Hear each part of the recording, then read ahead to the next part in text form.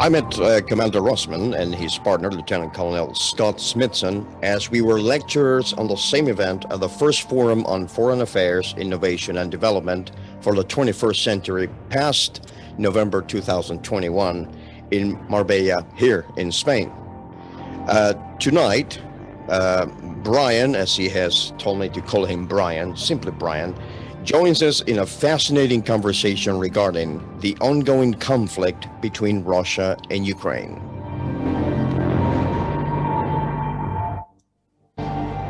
Well then, Bryan, welcome to the Spectral Revolution. Thank you for having me. Thank you. As this is your first time and hopefully not your last, please tell our listeners and viewers a little bit about your background. Okay, thank you. I'm a retired U.S. Army officer, starting out as an enlisted combat engineer, which is a demolitions expert, and then becoming an officer, and eventually through a variety of increasing positions of scope and scale, culminating as a senior branch chief in the Pentagon, working directly for a 3-star general as an Army strategist. So lots of different experiences, 25 years of service, 5 years in combat zones, and the rest and everything from 4-star headquarters all the way down to special operations teams. Fantastic. But where are you located, if you can say so, Bryan? Oh, I'm not in an undisclosed location if Endesa can find me and the tax man. So I live in a lovely little town called San Cristobal de la Laguna in Tenerife in the Canary Islands. I've been here for about 5 years. Beautiful. Okay. So let's get down to it. Bryan, you co-founded the Policy Action Network Atlantic think tank with Commander Smithson, in this case, also retired from the U.S. Army, as I understand, and if I remember correctly, and some other colleagues as well. I remember when we first met, I made the comment to you both that it seemed fascinating to me that as the geostrategic axis had moved to the Pacific Ocean, and Professor Neil Ferguson had coined the term chimerica back in 2006, you and your associates were striving to somehow revitalize the Atlantic side. Tell us, what is the mission and vision of Pan-Atlantic? Pan-Atlantic is actually the first foray for, if you could separate the two terms, PAN is the acronym Policy Action Network, and then Atlantic is that area of focus. The idea would be that in the future, should we want to franchise this or expand the scope and scale, you'd have a Pan-Indian, a Pan-Pacific, inter alia.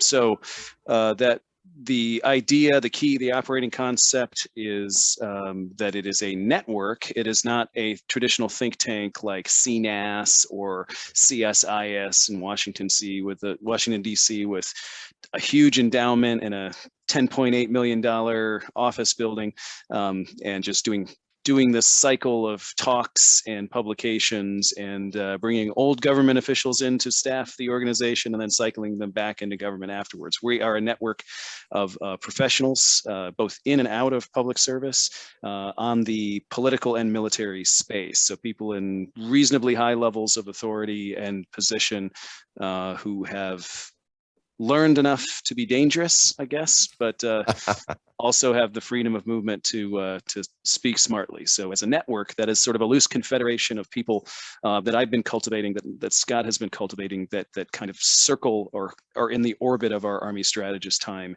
in the military. But we've got quite a few folks that are interested and want to be on board, but we have political scientists, all kinds of different things that we're expanding into at this time. But the other key word to think of is action, right? Everybody can go to a talk. I'm guilty of it myself. We're doing it right now. But what I'd like to do is eventually use that action word, that action verb, to change the narrative about the Atlantic Rim, because right now it's basically UK, US, EU, NATO, and then everything else is kind of lesser included. So nobody's talking about Nigeria so much. Nobody's talking about Ghana or talking about all of that in the same context as a single body of water that everybody is interfacing with, including the Chinese. So that's something to consider. Fantastic. Okay. Well, let's take it from the beginning. The year is 1991. In August 24th, the Verkhovna Rada, or Ukrainian parliament, is declared the independence from the Soviet Union. At that time, did the West see this as an early opportunity to expand its influence? Well, so I actually was part of what we would call as a military task counter proliferation, CP. And at a certain point in my career, I was part of an organization that had responsibilities to react or inspect with respect to chemical and nuclear arsenals, et cetera, and work on compliance, among other, such tasks that we were asked to do. So we would go to Uzbekistan or in other places where we were concerned about fissile materials getting into the black market and help trying to mitigate those risks. In 1991, you have to understand that, of course, we won the Cold War, but one of the things that was big on President Clinton's agenda was the peace dividend. Okay. And a lot of people at the time believed that was, hey, we're going to take this old money that we used to spend on defense stuff to fight the Russians, and now we're going to spend it on social programs. What those people didn't understand fundamentally is that's not how the government spends money, and that's not how it works. Okay. Once you obligate the money is spent. After that, you then have to turn around and obligate new money. There's no money that you can switch over into the next year or anything like that. It's not a thing. So the peace dividend is really a theoretical concept that takes into account that we're no longer fighting the Russians. We're no longer worried about communism as a global threat. And we need to do things differently. But fundamentally, we did not do things differently.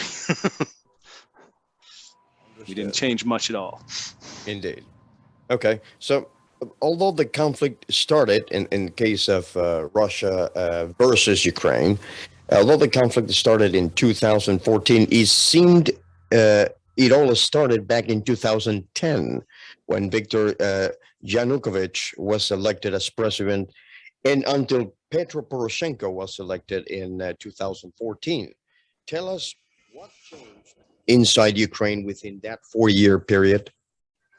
That is a subject that's open to debate. So if I can take you even further back than the era of their version of the social revolution, and then Yanukovych, you have to look at the period from 91 to about 97, and all of these economies, these Cold War economies, the Warsaw Pact economies, even the socialist republic economies were just a disaster. They had no formal education and no skill set. Everyone just worked at factories producing things that nobody asked for and nobody wanted, and that they couldn't sell after the fact. So you just had huge infrastructure problems. And early on, so I was also part of a larger NATO effort led, of course, by the United States called the Partnership for Peace, PFP program. And what that was the first phase in bringing in the Baltic states, all these other places and parts that were former either inside of the Soviet Socialist Republics or were separate cultural entities that just didn't want to have anything to do anymore, like Poland, Latvia, places like that had a coherent culture and now had their chance to be their own country. And Ukraine was on that list, of course, because they have a unique language, they have a unique culture, and so they were sick of kind of being the punching bag between Russia and Central Europe. So what that created in terms of conditions is we in the United States were focused on two things. One, the peace dividend, fixing internal social problems at home, and establishing, mostly that was around public health care, trying to come up with a national health care system, which never seemed to pan out. We're still arguing that today. Indeed. And then the other thing we were trying to do was, of course, chasing around these fissile materials. And now that there were no treaties anymore, like strategic arms limitation or anything like that, because Russian Federation wasn't on the signature block for the treaty, that was the Union of Soviet Socialist Republics. So we were in this process in this engagement with Russia where we were basically kicking the dog while it was down. You know what I mean? Basically yes. Sending in these inspection teams and influencing Russia in such a way that it was basically like, hey, we won, exactly. And we're going to come in here and I noticed that all your missiles are here and they're not, not being taken care of. You need to fix that. And the Russians didn't like it, of course. And then you had another issue that occurred in the Clinton administration, where a guy named Milosevic and another guy named Radko Mladic decided they wanted to restore Greater Yugoslavia like Tito, but under the iron rule of the Serbian hand, and that wasn't working out so well for both sides.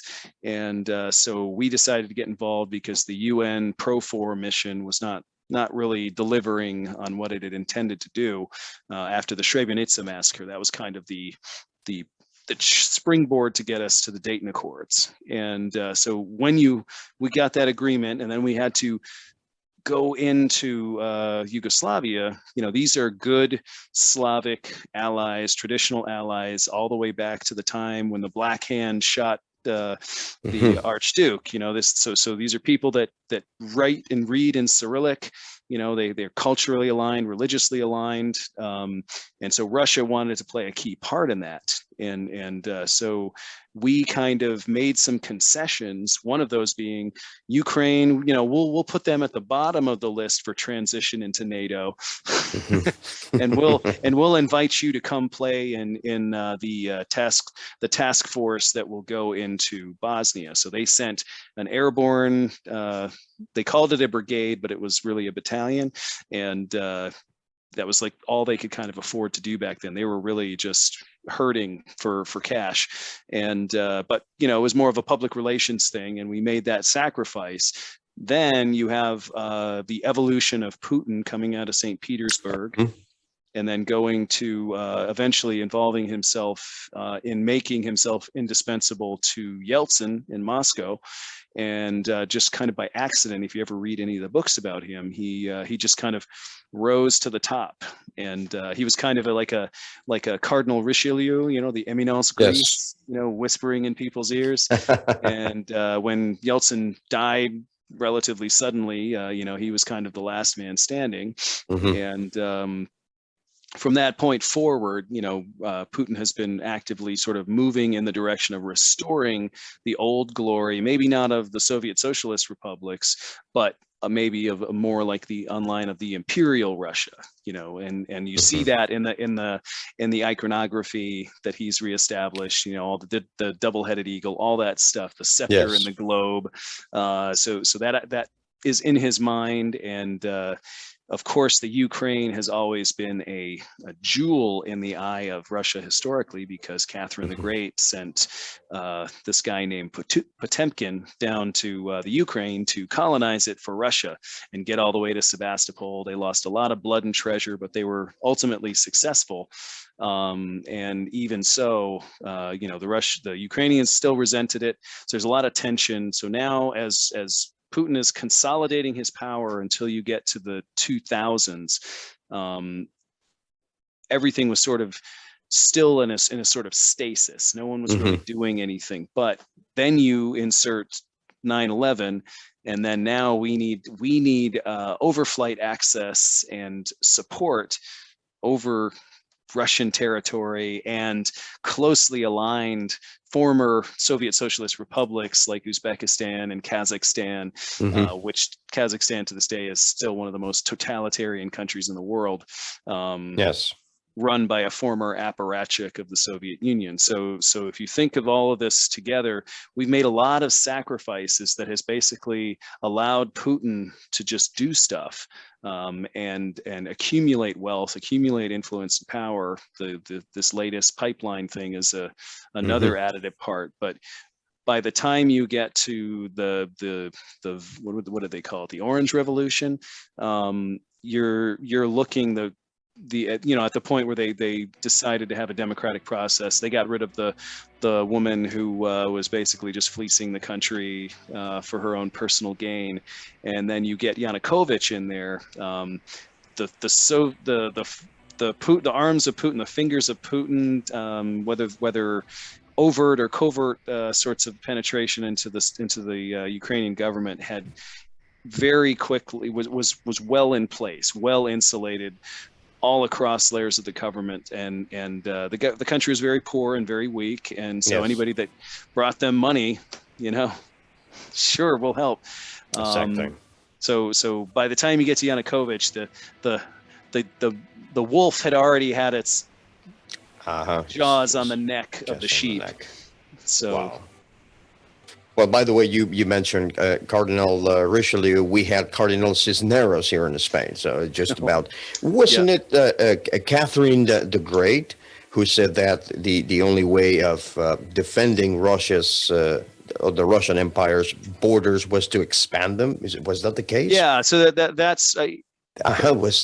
But she wasn't the originator of that concept. That goes back much further to pre-Ivan the Terrible, the early days of the Romanov dynasty, the early days of the Duchy of Moscow. Because if you look at the terrain between the Urals, the Carpathians, and then the Caucasus, it's kind of a frame, like a U-shaped frame. Yes. Everything in between is completely flat. It's just a big basin. And, there might be some hills here and there and some river valleys here and there, but it's really easy to get across. So where Moscow was in comparison to where the Huns were and where the Hungarians, basically it's an indefensible location from huge horse people. So they have this innate paranoia. So yes, they want to have as much insulation between as much distance as possible from people getting to Moscow. And that's actually worked out pretty well for them, right? You got Napoleon, you got Hitler, they all kind of crashed on the waves of the tyranny of distance trying to get to Moscow. They'd get to Moscow, but they couldn't support themselves. Indeed. Here in the Spain's media, almost everything we watch and read, and mostly European media as well, everything we watch and read about the conflict is that a Russian invasion to Ukraine is imminent, inevitable. However, even President Zelensky publicly asked the Biden administration to actually tone down the rhetoric.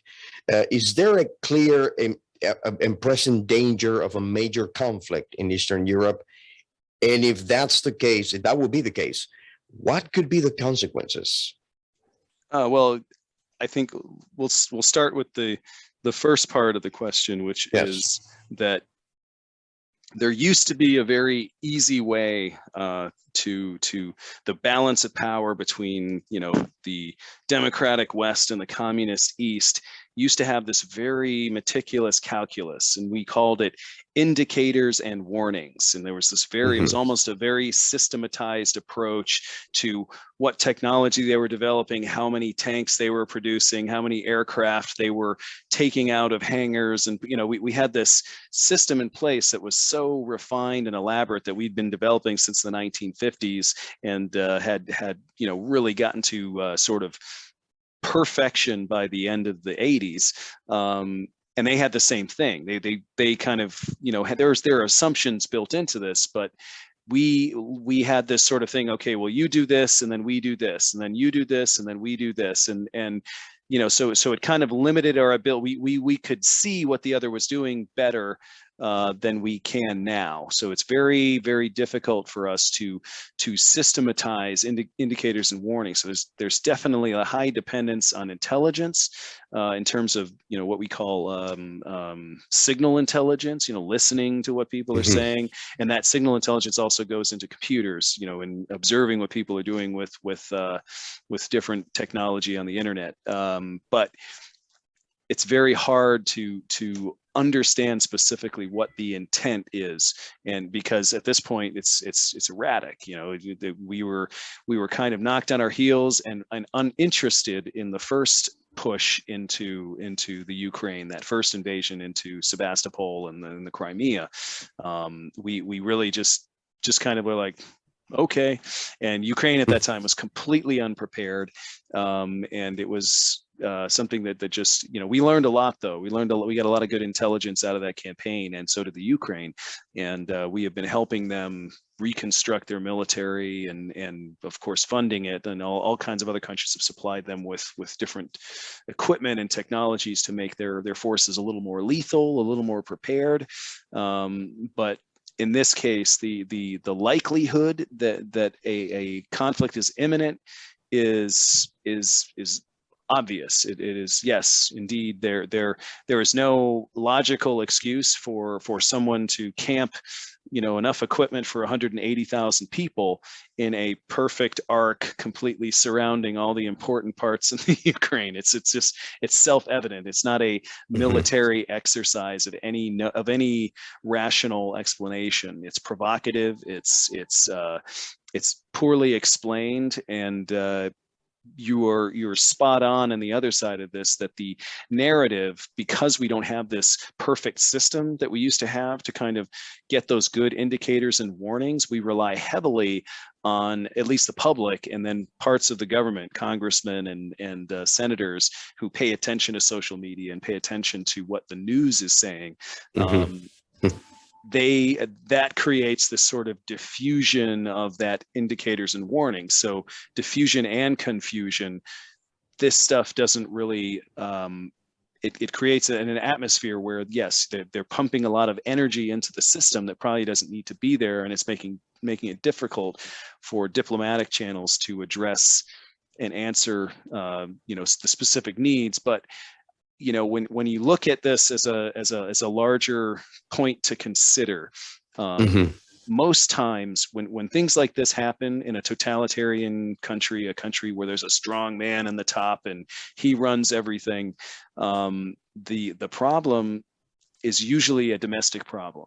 You know, you're not speaking to the world when you're doing things like this. Iran has a similar sort of construct where they will pull out the old, you know, hometown relationships playbook and figure, okay, should we launch a couple missiles into the sky and scare everybody and make, you know, they're talking to the home audience, they're talking to the base, they're demonstrating this for some specific reason to say, look, so perhaps Putin has a larger calculus, but that calculus is probably a domestic issue that he's trying to address. And this is a demonstration that I am strong and Russia is strong and we are united. And because there's no other logical, you know, rubric behind this, you know, if you use the rational man theory, this is an irrational thing to do from a public relations standpoint. But if you look at it, you know, in that narrative as I'm talking to my buddies at home, you know, it makes complete sense. So yes, possibly, but you never know, because they have a lot to lose and everyone else does too. Exactly. What could be the consequences if you can summarize 2 or 3 of them, for example? Well, the first one is related to demographics. Russia, I think in you know, because Russia, you know, is very selective on being whether they're European or Asian. You know what I mean? They play the narrative differently depending on who they're talking to. So I would call them, I guess, trans-Asian in a way, you know, because they're pretty much most of Asia is in Russia. So when you look at what they're trying to accomplish demographically, a war is bad news, because their trajectory in terms of replacing themselves over the, you know, everyone talks about population decline in Europe.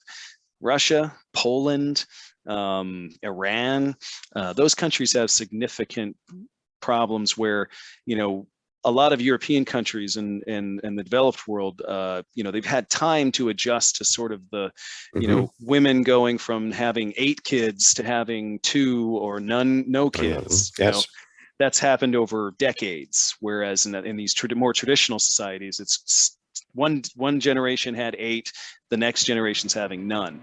And so what's happening is the population is going from here to nothing overnight. And when I say overnight, that could be 10, 20 years. The estimates are that by, I think it's 65, Poland won't be Polish anymore. There won't be any Poles there. Russia has a very similar problem. There's going to be a lot of Central Asian people, a lot of East Asian people that just by default are going to have to fill all these jobs in the Western parts that aren't replacing themselves. So going into a war, beyond the economic impact of that, which is already a strained issue for Russia, if they get cut off from the world, that creates a situation where if we go into a sustained conflict that goes beyond, say, 2 to 3 years, it's going to be economically and demographically very challenging for them to get new recruits in, and have, people are going to be fleeing rather than, joining up, and it's kind of I would think it would kind of resemble what was happening in 1917 on their Western Front, when the Germans started fighting the Russians, because the first part of World War I for the Russians, they were just fighting the Austrians, and it was real easy because the Austrian army was all screwed up. And then when the Germans finally got their Eastern army together, they just eviscerated the Russians. They just tore them to pieces. And the Russians, that's when the revolution, it was like, we're out of here, we're done. So that could lead to disastrous domestic issues as well if they're unsuccessful, and immediately unsuccessful, or prove to be unsuccessful in a very short span. Because that first campaign in the Ukraine, the Ukrainians weren't prepared. They weren't expecting it. They didn't have a lot of equipment, weren't trained, and the Russians just blew right in. They took advantage of the situation. But now it's a different story, and they know that. Okay. Has there been a real interest, and that comes from, say, our side, NATO in this case, has there been a real interest within NATO to accept or integrate Ukraine in the Atlantic Alliance? It's a country with many problems. Yeah, a lot of these problems aren't probably going to go away until we get at least 2 generations away from the Cold War generation, when those people die off and the memories are gone, and the physical experiences of that are gone, because you always kind of color the past, or it was so much better when we were under communism, and because I had a job and everything made sense, and it was predictable. Now it's a disaster. I don't think a lot of Ukrainians feel that way now. I think many, I have Ukrainians that I work with on a daily basis on one of my teams, and their concerns are largely that they just want the silliness to stop so they can just go back to work. You have a lot of ghost towns where people have left towns that are proximal to the border or in sort of disputed territory, but they're still living very very normal lives. I wouldn't say any I'm not concerned that the Ukraine is on the verge of intersocial collapse or anything to that effect. I just think that Russia would be foolish to poke unnecessarily. I still hope there's a diplomatic solution. Of course. And here's the $64,000 question, basically. What does President Putin want? Besides the normal economic and energy wise policy demands, are there any other that Europeans should truly care about? Well, I think the biggest concern is not necessarily the Ukraine, but if you look at the geostrategic relationships that have kind of evolved over the last few years, the concern that I have and that Europeans should be concerned of is if we have a hot war in Europe that consumes our attention, and Russia, probably most of Russia's attention, China isn't really, they don't really have a dog in that fight per se, because Russia is not a big market for them. In fact, they are an importer of Russian raw materials like wood and copper and gold. Like, China would really like to kind of own the eastern part of Russia. So Indeed. pretty much from Siberia to Irkutsk, they would really like to get their hands on that. And they are, in a way, they got lots of labor forces up there, chopping down trees and, under agreements and so on. But the most high risk thing that could happen is that China just says, okay, well, nobody's looking. I think we should go take Taiwan. And that could cause a cascade of events, or and other things in the South China Sea, maybe even to the extent of controlling Vietnam in some way to get access to the oil leases that go all the way up up to Saigon. This kind of stuff gives China the freedom of movement to do a lot of different things that could change the world that existed before the conflict, change what it looks like.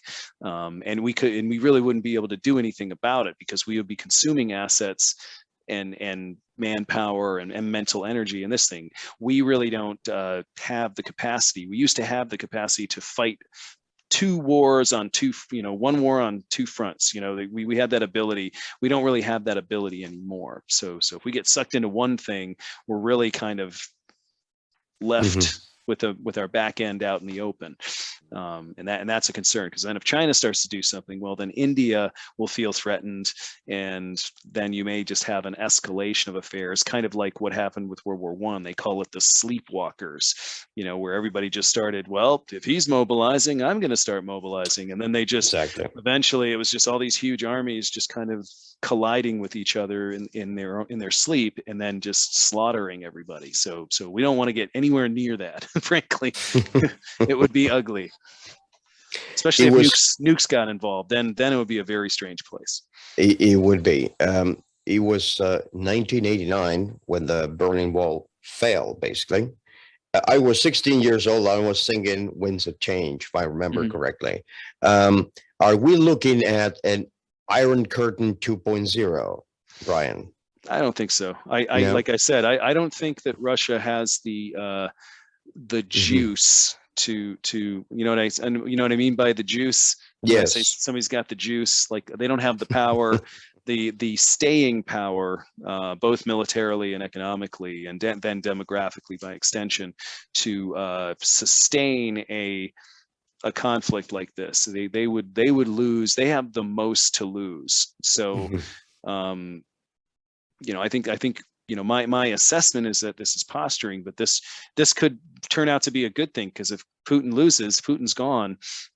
That solves a lot of problems for everybody. So yes, indeed. Who's the next billionaire strongman that'll step into his place? That's the the other $64,000 question.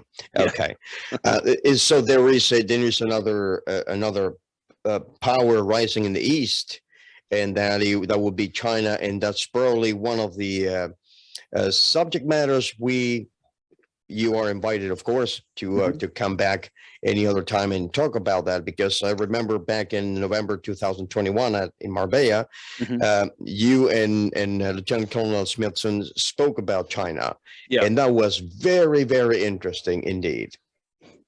Yeah, it's just, you can't really, and that's why the pan-Atlantic thing is important, because it's not convenient anymore to talk about theory and strategy in terms of stuff that happened 150 years ago or 100 years ago. You have to admit the fact that China is in our neighborhood. They're in Panama, they're in Cuba, and they're not going anywhere. Okay, they're investing. They're in the United States. They own large sectors of the economy. They're investors in our economy. They own their sovereign wealth. They either own a lot of sovereign wealth from other countries, or they have some of their sovereign wealth in our countries. It's much more integrated than it's ever been at all levels. So going to war for old-fashioned reasons like territory or power, those things are much more costly than they used to be. Fantastic. Well, this has been a fascinating first timer and a fascinating conversation. Thank you very much, Bryan, for being with us tonight. And say hello to your colleagues. Anything else you're doing right now? Although you're consulting from Pan Atlantic. Any publications you have that are available to the public, for example? We have a few things that are in the works. We're working actively with the Joint Special Operations University in Tampa, MacDill Air Force Base. And, like I said, this is still very nascent. We have a few friends who, because of the developments in the recent political past, are now confined and unable to communicate on certain things because they're working on those things actively. But many of those people are soon to retire. The network itself, if people or people are interested in joining that network, either for morbid curiosity or actually to make contributions, not monetary contributions, but to act as a member and become part of the network and contribute. We actually want to elevate the profile of Spain in the European narrative and then the Atlantic narrative, and that comes with some interesting conversations, because there's you have this this old insular thing that Franco really kind of inculcated in the culture, and we want to kind of open that box so people see broader, see wider, and then we also want people in America and the Americas to look at Spain as a place that is modern, interested, and is actually, I think, a rising economic power, and still, we talk about that explosive growth from the 70s and 80s in Spain after kind of the liberation of the economy. I think that's going to continue at a much greater and higher trajectory than people anticipate. To look plus ultra as it reads, or beyond as it reads in the coat of arms of the Kingdom of Spain, actually. Thank you, Bryan, for being with us tonight, and we will continue with the program tonight.